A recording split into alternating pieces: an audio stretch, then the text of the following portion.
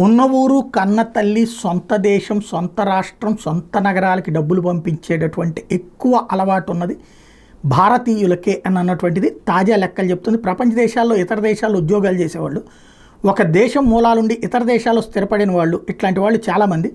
వీళ్ళంతా తమ తమ దేశాలను కుటుంబ సభ్యులకి ఎప్పటికప్పుడు డబ్బు పంపుతుంటారు.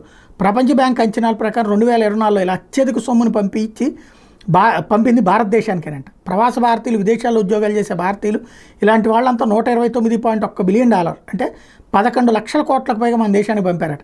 2024లోనే కాదు, ఇప్పటి వరకు ప్రపంచ దేశాల్లో ఏ దేశానికి ఇంత మొత్తం రాలేదట. భారత్ $1,29,088 బిలియన్ డబ్బులు వస్తే, మెక్సికోకి 68,225, చైనాకి 48,000, ఫిలిప్పీన్స్కి 40,232, ఫ్రాన్స్ 37,304, పాకిస్తాన్ 33,198, బంగ్లాదేశ్ 26,602. 2024 ప్రపంచ దేశాలకు వచ్చిన మొత్తంలో మన దేశానికి వచ్చిన మొత్తమే ఏకంగా 14.3%. జీడిపిలో 2024 మన దేశానికి వచ్చిన మొత్తం విలువ 3.3%.